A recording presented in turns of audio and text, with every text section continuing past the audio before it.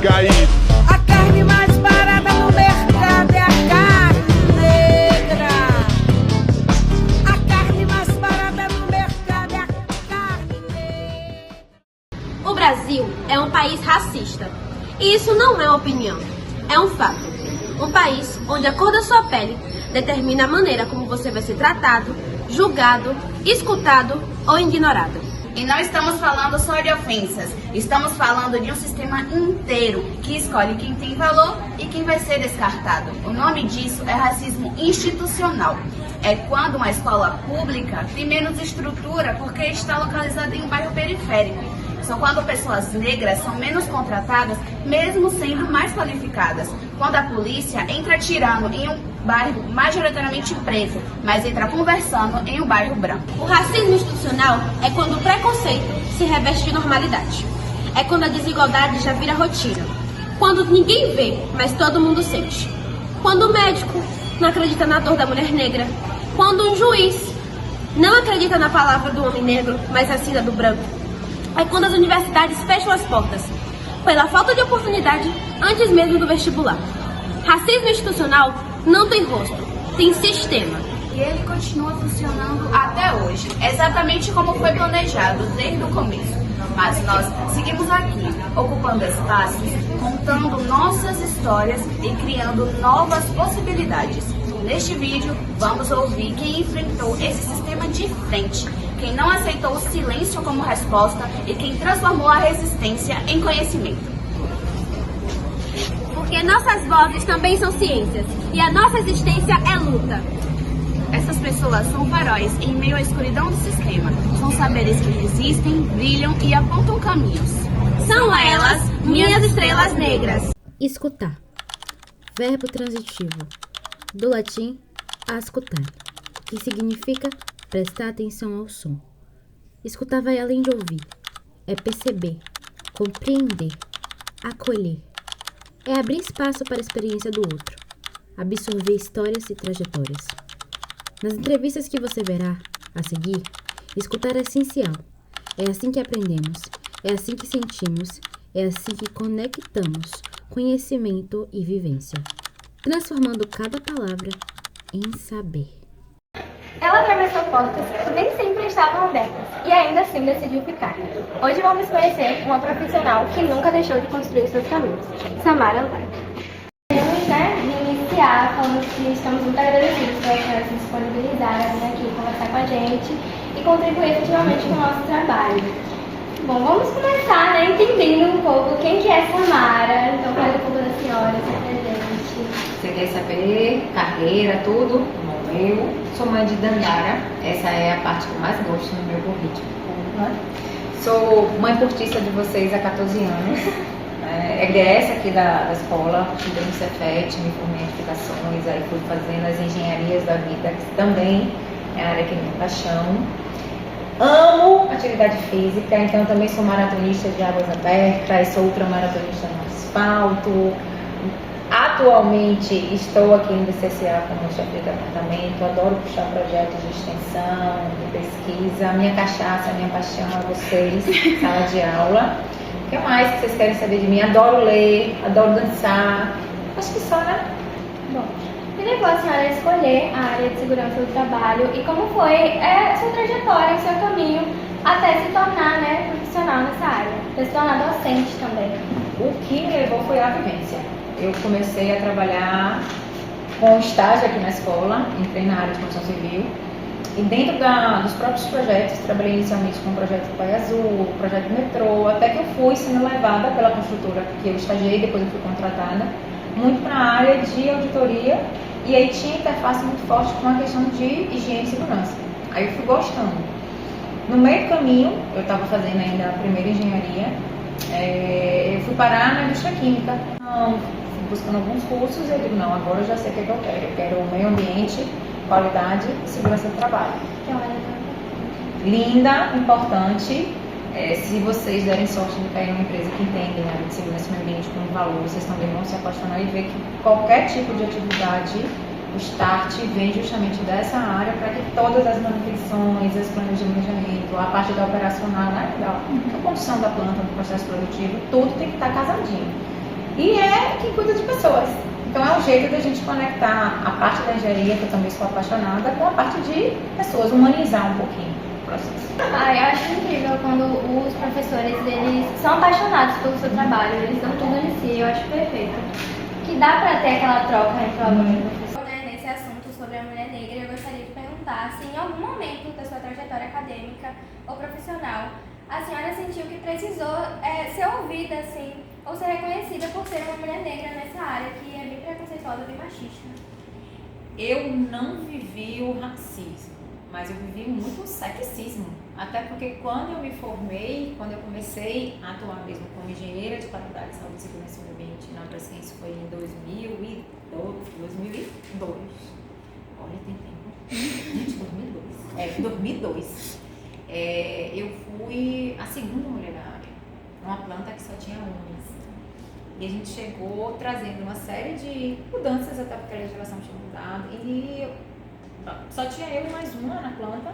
E nós duas, coincidência ou não, éramos as únicas da área de segurança e meio ambiente. Então a gente ouviu muita piada, a gente teve que brigar mesmo, gritar, se posicionar, mostrar que a gente tinha razão, que a gente tinha conhecimento, que não era bem assim. Então a gente ouviu coisas. Quando a gente, um dos episódios bem engraçados, foi quando a gente começou a adequar a planta para a questão de sinistro, combate a incêndio. E a gente fez uma alteração tecnológica na própria planta com relação ao equipamento de combate a incêndio. E os operadores, eles estavam muito acostumados com aqueles extintores gigantes, enormes, de baixíssima eficiência. E a gente começou a mudar por equipamentos mais modernos, nem sempre usando água, usando gás, que era, inclusive, o ápice. A Braskem foi referência, inclusive, nesse sistema. E aí imagine você chegar numa planta que tem 30 a 40 homens, que na cabeça dele é um extintor desse tamanho, que era o que ia fazer você chegar com um menorzinho de 3 quilos, explicar que não é assim, que aquele sistema não precisa nascer água, que pode ser uma espuma, que pode ser um gás, que você não precisa conduzir os treinamentos daquela forma, e isso foi um maior recuo. A gente ouviu que ali não era lugar de brincar, que a gente deveria estar no salão, em vez de estar na planta química. E a gente provou que a gente estava certo, e foi com um tempinho, com um jeitinho, a gente foi conquistando, e aí foi muito engraçado, porque qualquer coisa que acontecia, não, fala com as meninas, tudo era, fala com as meninas, nada era sem ter, até coisas que não precisavam da gente, não, tem que ouvir as meninas. Eu acho tão importante ter mulheres nessas áreas, justamente pra gente ter aquela delicadeza, né? A gente tem um olhar mais... A gente é mais humano. Exatamente. Então, tipo assim, se hoje em dia ainda é tabu, ainda acontece muito isso, imagina antigamente, né? A gente está na sala de aula falando da NR33. Sim. Nós fomos uma das primeiras a implantar as observadoras de segurança, que até então era homem. Então isso já foi um outro paradigma a ser quebrado. Porque mulher não ficava parada, a gente começou a ficar parada. E numa atividade crítica, basicamente a equipe era quase toda feminina. E até a gente provar que a equipe feminina estava sendo mais assertiva, mais cuidadosa, mais humana em serviços críticos e estava tendo mais frutos colhidos positivos, foi outro processo. Como a senhora enxerga a educação como uma ferramenta, né, para enfrentar o racismo institucional? E o que a senhora acha que muda quando um estudante negro estiver dando aula, né, nesse ambiente acadêmico? A educação, ela é a chave de todas as portas. Não importa a área que você queira atuar, desenvolver, o local que você esteja, sem educação a gente não avança. Então, quando a gente vê crise na área social, crise na área financeira, crise na criminologia, é a ausência da educação, não tem pra onde correr. Outra questão que é muito importante, eu sou daquelas defensoras da lei de cotas, e quando a gente fala lei de cotas, não é porque um determinado grupo ele tem menor coeficiente cognitivo do que o outro. Não, a gente está falando que, às vezes, para determinado grupo, subir um degrau de escada é muito mais difícil do que o outro, porque as condições são completamente diferentes. É uma reparação histórica. Né? E a gente precisa trazer equidade. E é extremamente complicado quando você não tem, do outro lado, alguém que entende, que já passou por aquilo e que você possa dizer assim, poxa, bacana. Ali tem alguém que eu posso conversar, me abrir, ponderar determinadas situações e mostrar que também é possível. Né? E quando eu estudei aqui, eu me formei no Cefet em 99. Eu tinha poucas professoras e poucas eram negras. Professores negros a gente já tinha. Isso era algo extremamente complicado, principalmente quando a gente estava no período menstrual. Quando a gente tinha o quarto ano, porque as nossas aulas terminavam 10h30 da noite. A gente não tinha mais ônibus para descer da banda, a gente precisava ficar fazendo grupo para poder descer todo mundo junto.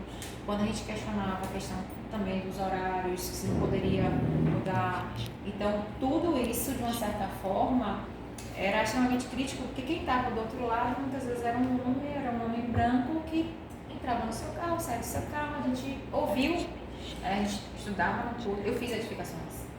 E em determinado momento discutindo um projeto arquitetônico de uma disciplina e o desafio era construir plantas de domicílios populares. Eu não esqueço disso. Tem uma colega que ela projetou as casinhas pequenininhas, né? Que é a realidade dela. Que o objetivo da proposta dela no TCC era casas habitacionais para a população de baixa renda. Que hoje a gente vê muito no Minha Casa Minha Vida. E ela fez casas bem pensadas com projetos de 40 metros quadrados, que é a realidade. Naquela época, o professor olhou pra gente, pegou o papel, amassou, jogou no lixo, disse que a gente precisava estudar o dobro, que não existia casa com aquela área. Era impossível alguém morar numa casa daquela área. E aí foi uma grande discussão aqui na escola, a gente entrou em embate, mostrando ele que não existe, não tem como. E aí na época eu já estagiava, comecei a estagiar no meu primeiro ano, numa construtora que trabalhava pelo Bahia Azul. Aí eu comecei a trazer os croquis que eu projetava, dizendo, não só tem casas menores, como que o mais fácil atualmente é construir banheiros, porque as casas, se eu pegar ali da Ribeira até São Tomé de Paris, eu conto nos dedos quais tem banheiro. E aí foi aquele processo de discussão, você está imitando, eu não estou aqui, eu trouxe o documento da empresa, para você ver. Então assim, quando você tem um profissional que já não é do seu nicho social, já não é do seu nicho econômico e que ainda assim está do sexo oposto na realidade, que eu digo que é a galera da bolha, é muito mais difícil, é muito mais chocante. Em vez de te estimular, é o contrário, não quero mais, não vou. Entendeu? Então é importante que a gente tenha referências, que a gente tenha o cuidado de que mesmo que eu não viva aquilo, eu pesquise, porque a realidade de vocês pode não ser a minha e não quer dizer que as duas precisam estar em conflito. Na verdade, elas precisavam se complementar para a gente desenvolver. É muito importante ter uma pessoa assim que olhe para aqueles que não têm condição, porque hoje em dia ninguém dá essa visibilidade para quem realmente precisa. E esse assunto de cotas já foi pauta de muitas discussões, porque é ridículo uma pessoa chegar e falar que tal fulano tomou a minha vaga. Não, você tem que olhar que uma pessoa que não come, ela não consegue pensar, não é só cognitivo. Uma pessoa que não tem dinheiro para o transporte nunca vai chegar num lugar que ela possa receber educação. Então, realmente, é muito importante ter pessoas assim, como a senhora. E é engraçado que quando a gente ouve isso, tomou minha vaga, você olha a nota. Não, você não passava nem na linha de corte. Então, não venha discutir, porque não é verdade. Se a senhora pudesse dizer algo para uma menina negra que hoje está na escola sonhando com o futuro, Minha filha me disse hoje, tome vergonha, estude muito, não caia em papo de coach, não caia em papo de Instagram, que ali não é a vida real, ali é a vida virtual, então não tem como, eu digo, ela diz, mamãe está na fase da colheita, sabe por quê? Porque mamãe madrugava, mamãe estudava. Quando mamãe ouvia certo tipo de coisa, eu dizia assim, eu não ia brigar no grito, porque minha castanejinha não ia valer a pena, eu ia brigar com eu ia estudar, cada hora ela chega assim, minha nota. Viu que eu sei? A gente ganha por esse lado. Mais importante do que a gente crescer, a gente aprender a levantar. Todo mundo começou engatinhando, para depois andar, para depois correr. Então, também não se compare, cada um tem um processo, cada um tem um tempo. Eu não posso dizer que o meu dia rende igual ao seu, sendo que nós temos histórias de vida completamente diferentes. E a estrutura do corpo é diferente. Então, não tenho. Então, assim, estudem, que é a única forma que tem para a gente, de fato, ascender na vida.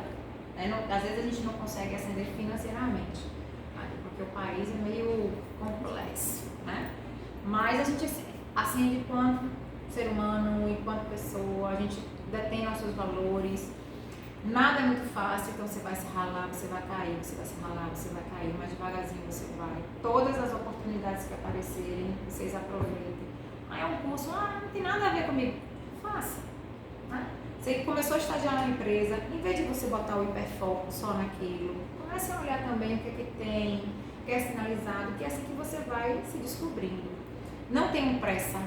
Esse negócio de que tem que se formar aos 18, tem que casar aos 25, tem que ter sua casa aos 28, tem que ter o primeiro milhão aos 35. Gente, isso é papo de gente que vive na bolha, né? Cada um tem o seu tempinho. Um exemplo que eu dou muito, o melhor, ou um dos melhores cirurgiões plásticos que a gente teve no país foi Ivo, né? Ele demorou 10 vestibulares para conseguir ser aprovado. Então, não é assim, né? Então, assim, faça o seu direitinho, respeitem os responsáveis de vocês, mesmo que na fase agora dos hormônios, que a gente fica daquele jeito, respire, lembre-se que aquilo que você está vivendo, quem cuida de vocês já viveu, então não é que você vai fazer o que a gente está dizendo, mas pelo menos escute, analise. Tem mais vivência, né? Mais sábio, sabe mais que a gente. E vocês só vão saber de fato o que vocês querem testar. Então é normal, comecei a fazer o curso de dança. Porra, não é o que eu quero. E aí agora acabou o mundo? Não. Teste o outro. Não dá pra ficar testando tudo, só na base do teste, porque pedra que não tu bola não cria língua. Né? Conclua, vá pro próximo, conclua, porque a gente precisa finalizar os ciclos. E a vida tem uma coisa assim muito curiosa. Aquilo que você negligencia, não vou nunca trabalhar com isso, não quero nem vou usar isso na minha vida. É que o estágio aparece e faz, olha, é o emprego que faz, olha. Nossa, eu sou sempre minha mãe. Porque eu sempre, né, quis medicina. Só que aí eu entrei aqui em refrigeração mesmo. Eu ficava, meu Deus, eu não vou trabalhar nunca com isso, que não sei o quê. Só que toda vez que eu tenho prática, eu fico parando pensando, meu Deus, mas eu gosto de fazer isso. Pode ser que eu me encontre em alguma engenharia e futuramente eu vá pra medicina mesmo. Pô, junte os dois. Exatamente. Sim, vai Junte lá. os dois, você consegue juntar as duas áreas, né? Mas testem, provem, se dediquem e conclua os ciclos, que você não sabe o dia de amanhã. Então você se forme, mesmo que você diga assim, eu vou trabalhar só na medicina, você não sabe o que, é que o futuro está reservando para você. Por fim, olhando para sua trajetória, sua luta e tudo que representa, a senhora se reconhece como uma referência nele? Eu acho que sim. Eu acho que com certeza. Ouvindo aqui toda a história da senhora, meu Deus, não tem como não ficar Eu acho motivada. que sim, acho que sim. Acho que sim. Isso, Eu espero, né? Porque eu me acabo aqui de estudar para estar sempre atualizada, sempre internada para vocês. Eu estudo tanta norma e como transformar aquela norma em algo que vocês consigam entender. Porque se vocês pegarem as normas, a linguagem é um porre. Né? Tento casar com alguma coisa da área de vocês para vocês começarem a me entender, a se ver. Mostro que aqui, 44 anos fazendo 45, dá pra correr, dá pra nadar, dá pra ir pra reggae, dá pra comer bem, dá pra fazer a zorra toda. Muito bem. Acho que sim. Então, a gente só quer dizer muito obrigada mesmo. Eu que agradeço. Estude, viu? Porque a rapadura é doce, mas ela A não gente rola. veio aqui, a gente aprendeu com a senhora, nos motivamos, recebendo muitos conselhos. E assim, quando o professor enche o saco de vocês, chama atenção, é porque eles ainda acreditam em vocês. E de que a gente não acredita mais, a gente sabe fazer assim. Não vou gastar mais energia. Então, quando a gente pega no pé, reclama, dá dor, grito, sacode, diga estude, peste. Não sei que a gente fala mais nada. Já sabe só, essa daí já desistiu de mim. Muito obrigada. Só isso, eu achei que tinha mais coisa. Ela educou, escreveu e seguiu abrindo os caminhos, com palavras e atitudes. Celiana Maria dos Santos, voz que ecoa além das salas de aula. E hoje a gente escuta com atenção.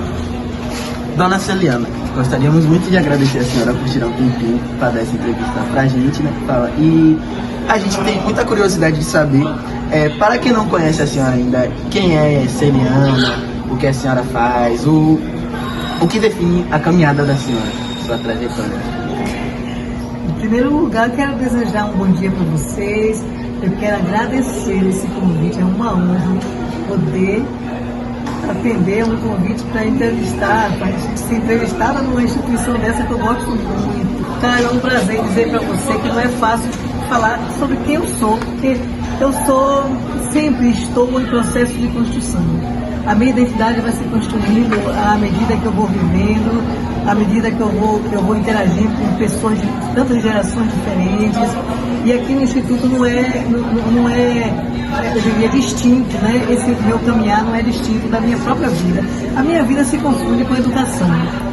Então, ser Eliana, eu diria que é uma pessoa em processo de construção de identidade, mas com algumas pautas definidas. Por exemplo, eu sou pedagoga aqui no Instituto Federal da Bahia, eu sou docente aposentada pela Rede Estadual de Educação, mas sempre estive vinculada às lutas, aos movimentos sociais, principalmente às questões étnico-raciais, às questões de gênero, às questões de culturas africanas e afro-indígenas, e eu sempre briguei pela inclusão das pessoas, principalmente das minorias. Então, eu sou essa pessoa que é uma pessoa ao mesmo tempo calma, serena, uma pessoa também do movimento, uma pessoa inquieta com as injustiças. E para mim a educação é um campo vasto da gente refletir sobre a sociedade. Por isso eu gosto tanto da educação, não só que a educação não se restringe apenas às paredes e aos equipamentos, aos mobiliários, aos livros. A educação basta espaço de encontro com pessoas. Sim, a educação sempre está se formando, né? Um pouquinho de gente que você conhece sempre vai te levando a algo novo, para você nova vida.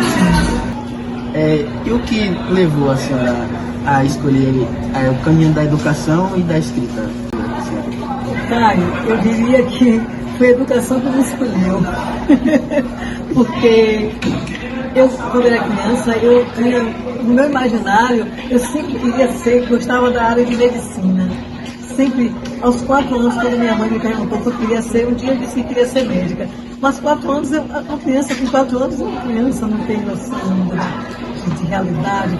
Aos 14, eu disse que queria ser médica, mas eu morava no interior da Bahia e minha mãe não se animou, nem meu pai, a permitirem que eu viesse a Salvador estudar com 14 anos, quando eu concluísse o ensino fundamental. Eu estaria com 14, mas com 15 eu ingressaria no antigo curso científico, que depois de muitos anos passou a ser chamado colegial, depois curso médio, para fazer o quê? Licenciatura em ciências e depois partir para a medicina. Mas enfim, quando eu terminei o curso de magistério, que eu me formei lá no interior, eu sou professora desde 17 anos, aí eu fui fazer o vestibular lá na Faculdade Estadual de Feira de Santana, que hoje é a UFES, Universidade Estadual de Feira de Santana.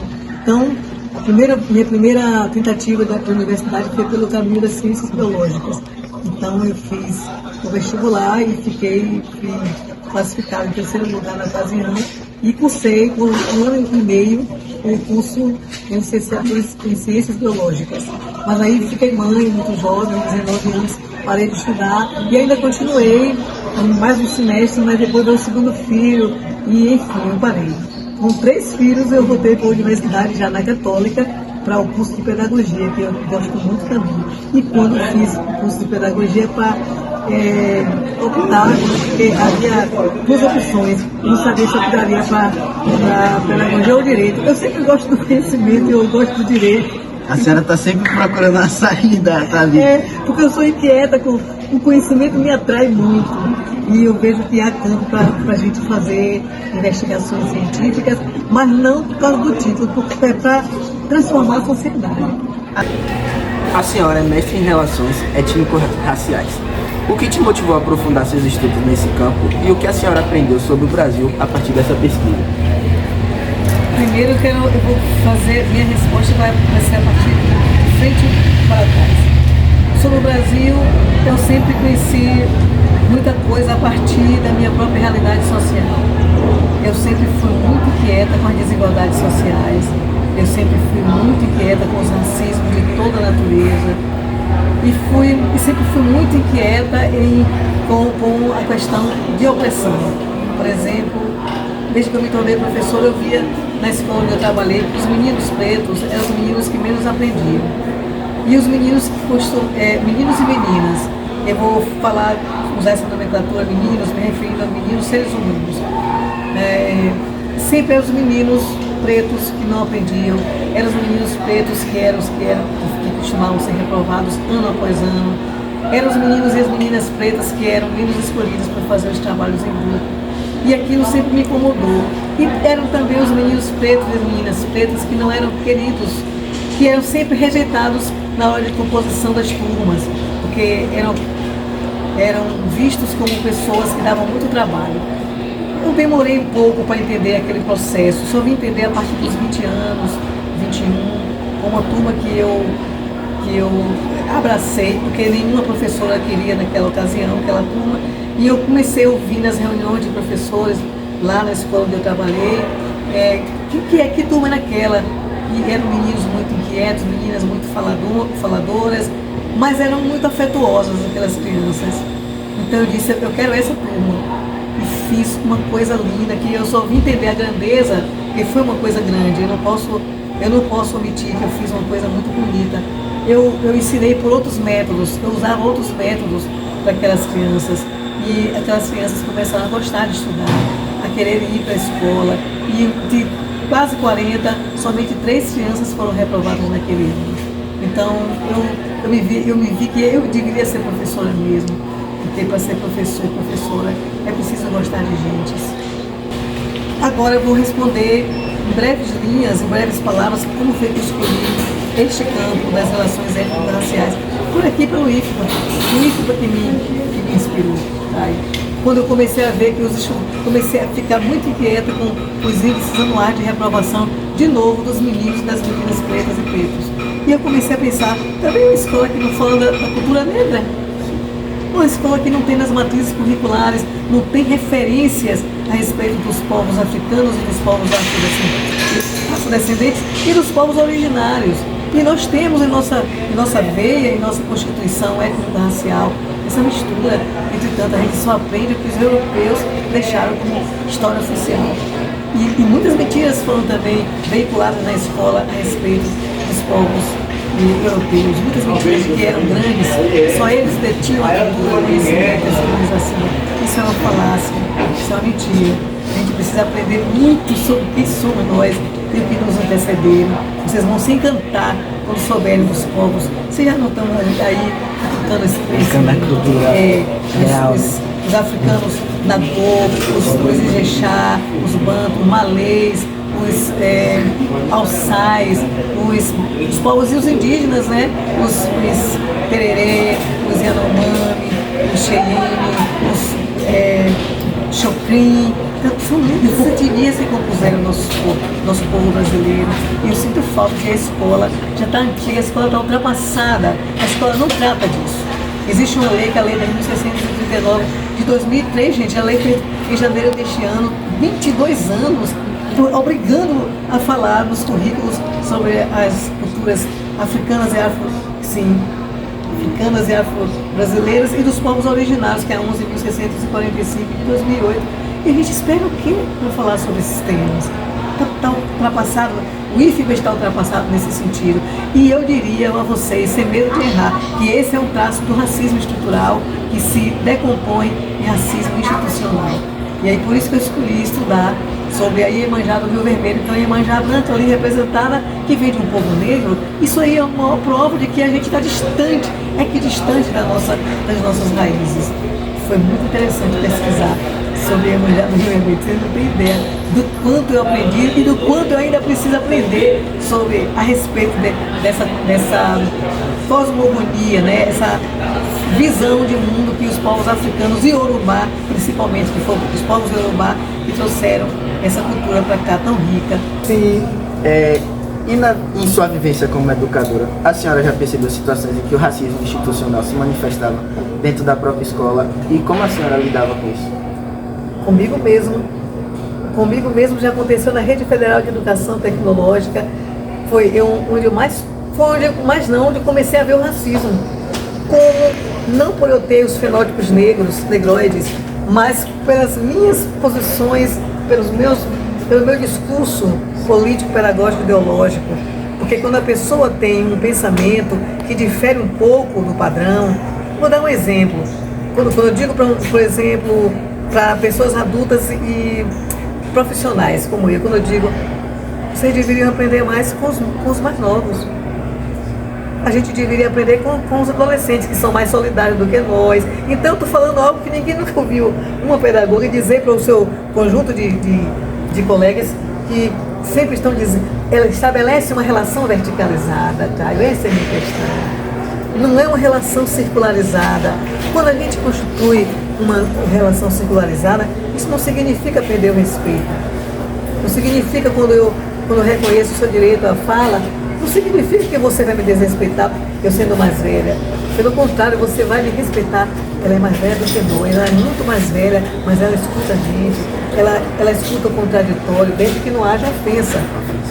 Então eu comecei a assumir frentes nos espaços de educação federal, frentes que eram incômodas, porque não que as pessoas sejam ruins, nós pessoas aprendemos e temos dificuldade de desconstruir certos aprendizados que são aprendizados excludentes, são aprendizados que excluem o outro. E qual a importância da literatura e da representatividade negra na formação de crianças e jovens? Como a palavra escrita pode enfrentar o racismo? A palavra escrita pode enfrentar o racismo de várias maneiras.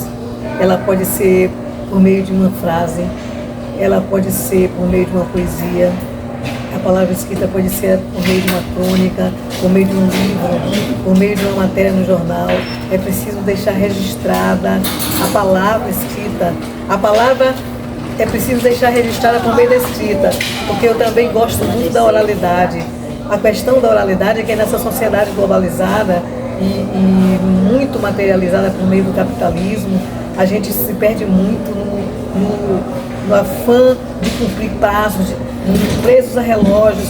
Então a gente não há tempo para conversar, a gente não senta mais na calçada para conversar, nem no interior, nem na cidade grande. A gente está preso o tempo todo ao WhatsApp, ao celular. Então a palavra escrita seria um meio da gente registrar nossa insurgência, nossa inquietação, nossa rebeldia mesmo em termos de enfrentamento ao racismo. Por isso que eu gosto de literatura, porque a literatura também possibilita que você leia outras pessoas que tratam do racismo, como por exemplo Lima Barreto, que você deve ter estudado, é um clássico da literatura brasileira, como um escritor negro, mas não teve tanta presença como agora, por exemplo, como a gente vê com escritoras negras, né? Você está vendo agora que a gente tem uma escritora que escreveu Escrevivências. Eu nem vou falar dela agora, eu quero falar de Carolina de Jesus. Fabulosa Carolina de Jesus, escreveu livros, uma mulher negra, paupérrima, em São Paulo, numa cidade de maioria branca, né, que foi povoada praticamente por italianos e mais para cá, século XIX, pelos nordestinos.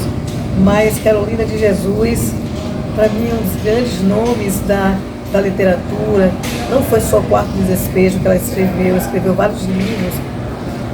Sim. Então é preciso que vocês, adolescentes, vocês, estudantes, vão para as escolas, nos seus bairros, nas suas casas também, falem sobre racismo, conversem em casa.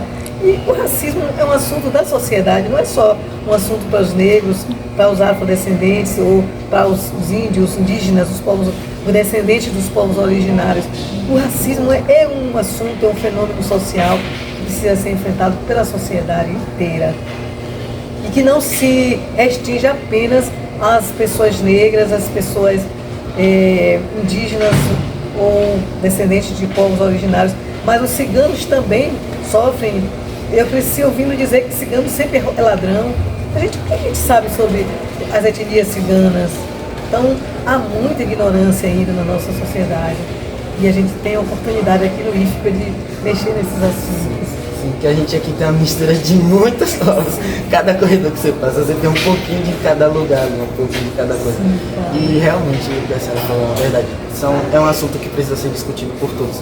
Porque não só as minorias conversando isso que irá se resolver, a gente precisa de toda a sociedade envolvida. É uma coisa que precisa de todos para ter um fim. Que enquanto as poucas pessoas que fazem fazer, a gente talvez não chegue nunca no final desse assunto.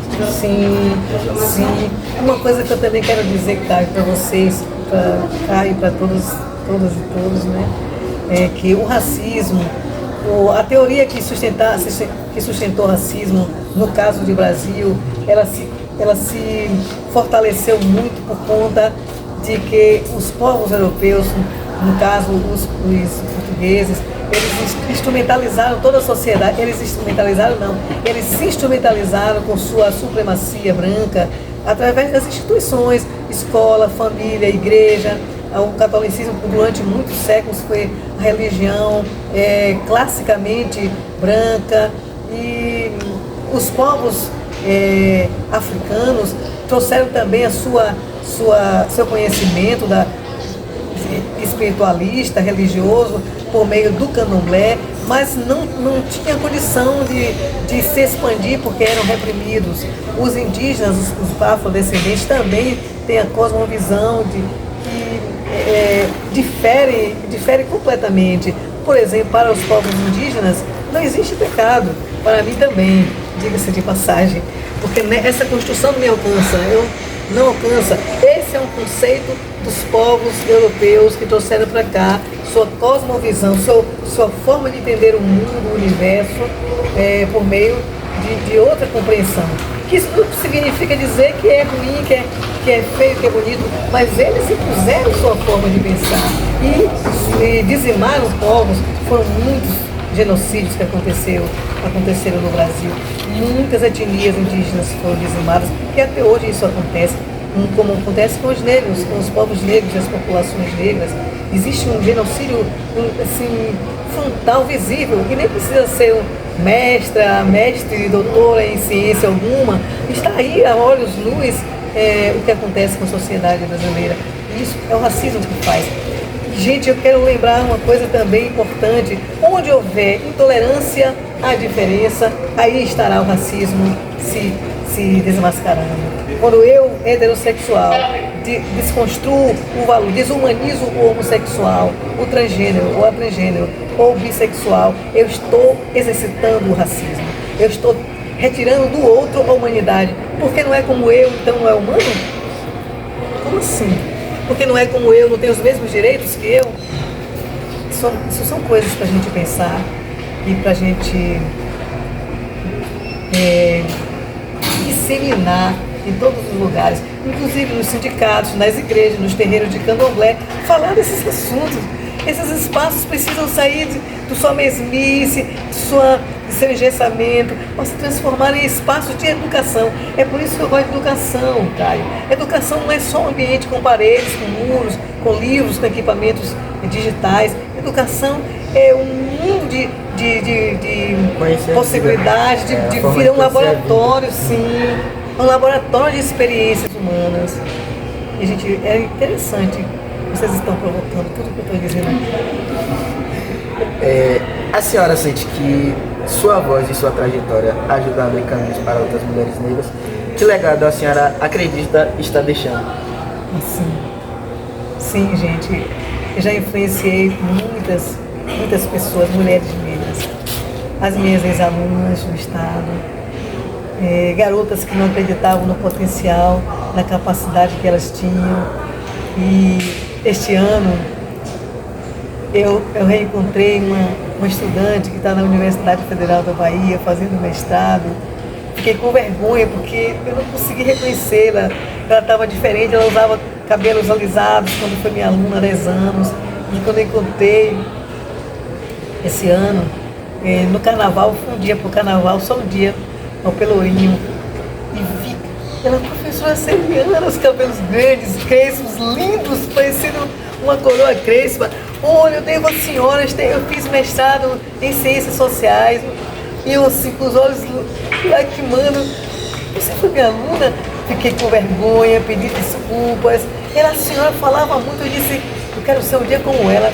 Claro que eu não sou nenhuma pessoa especial, mas eu gosto de ser uma referência para alguém crescer, para alguém se sentir também importante, como é importante, porque as pessoas são importantes, mas elas precisam ouvir alguém dizer, você é muito importante, e principalmente ouvir uma pessoa dizer assim, você é muito importante para mim. Então nos abraçamos ali no Santo Antônio, nos abraçamos. Já encontrei muitas pessoas, meninas negras, que encontraram em mim uma referência, ex-alunas, outras que já casaram, descasaram, mas que posicionaram diante do mundo, eu diria se empoderando, né? Encontraram, né? Sim, Naquela figura. sim. É muito interessante. Tem um caso que depois eu conto para vocês, talvez não dê tempo agora de falar, de uma ex-aluna minha que ela... Eu trabalhei com educação e sexualidade humana lá em 1996. E eu e outra pedagoga chamada Márcia Dantas, muito boa, profissional, a gente fez uma vez uma oficina com 20 e poucos estudantes. E uma delas era evangélica, tinha 16 anos. E eu falando sobre a importância da sexualidade, do cuidado com o corpo, né, com respeito ao próprio corpo, que as pessoas precisam aprender a se conhecerem e não se deixarem influenciar por determinados comportamentos. Se uma garota é virgem e as amigas dizem você tem que perder a virgindade, ela tem que ela mesma refletir sobre o que ela quer para a vida dela. E aquela garota disse para mim que estava com muita vergonha de eu tratar daqueles assuntos que era da igreja, ninguém falava isso, que era pecado. E aí eu falei para ela, lá no grupo mesmo, eu disse, olha, eu não estou aqui como religiosa, a escola não é uma igreja, aqui eu estou como uma professora, uma pedagoga, alguém que fez a formação neste assunto e é meu dever falar sobre isso. Então, não importa se você é até ou religiosa, eu estou aqui para falar desse assunto porque eu fiz a formação. Inclusive, estamos numa época em que há muitos adolescentes se tornando grávidas e grávidos, porque o garoto que concebe a criança está grávido com a menina que também está grávida. E, então é preciso que a gente fale sobre sexualidade humana. Então, pronto, aí acabou esse assunto. Quando foi mais ou menos 3 anos depois, eu estava na Praça da Piedade e esse estudante me reencontrou e falou assim, pedagoga Celiana, olhe, eu perdi a virgindade com 18 anos e eu me acabava de rir na rua, falou baixo. E ela eu não sou religiosa mais, professora Celiana, muito obrigada, a senhora abriu minha cabeça. Eu fiquei assim, gente, às vezes um professor, uma professora não se dá conta da importância que tem na vida das pessoas. Não é só permitir conteúdo, é também ressignificar as experiências, é também interagir. Eu mais velha aprendo com vocês mais jovens aprendem comigo. Isso é de uma beleza sem tamanho. As pessoas precisam se sentir valorizadas como elas são, da maneira como elas são, e se respeitando mutuamente. Isso é muito importante. Eu queria agradecer a senhora.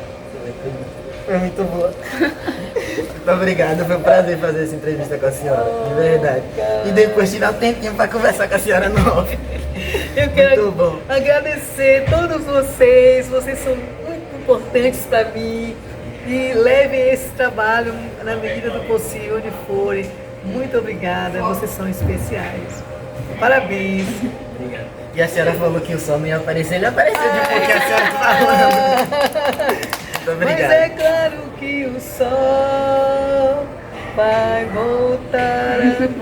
Hoje não escutamos somente histórias, escutamos resistência, escutamos sabedoria na luta, na sala de aula, na escrita e no cotidiano. Escutamos mulheres negras que abriram caminhos onde antes só existiam barreiras. O racismo institucional tenta nos calar, mas nossas vozes ecoam nas escolas, nos livros, nas ciências e nas políticas públicas, e principalmente na vida de jovens pretos e pretas que se identificam com este âmbito. Que este vídeo seja semente de reflexão, de mudança e de ação, porque enquanto houver racismo, haverá luta, enquanto houver silenciamento, haverá quem fala, enquanto houver estrelas negras brilhando, haverá esperança.